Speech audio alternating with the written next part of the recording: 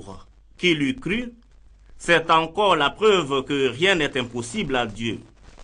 Ne dit-on pas que les voies du Seigneur sont insondables?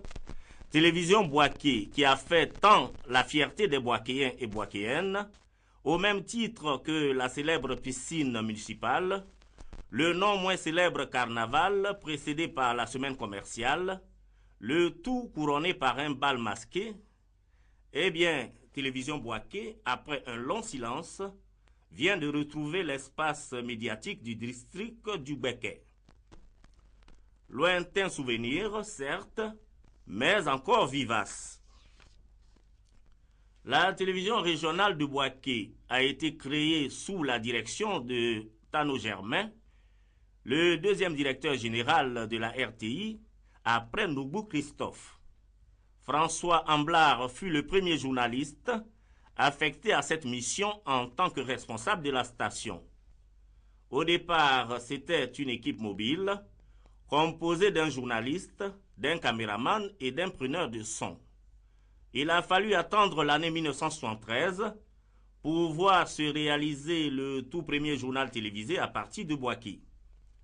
Situé dans ses débuts au quartier commerce, TV Boaké, qui devient par la suite une direction régionale en 1980, s'installe dans les locaux du complexe télévisuel après la suppression de la télévision scolaire en 1982.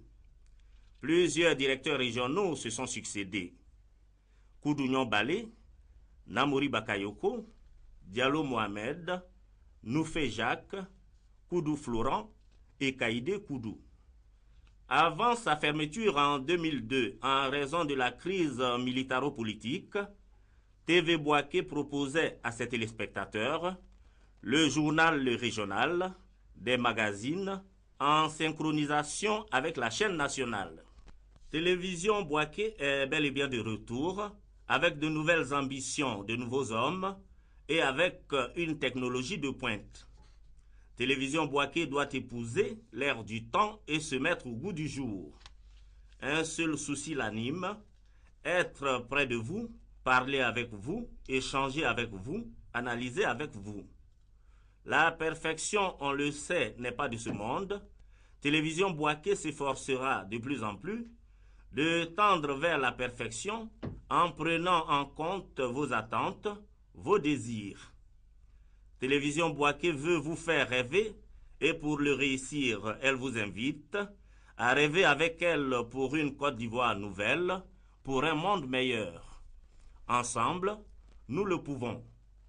Nous le devons pourvu, tout simplement, que chacun joue le rôle qui est le sien, car, comme le disait le père fondateur de cette nation, on peut servir le pays à tous les postes, pourvu qu'on y mette son cœur.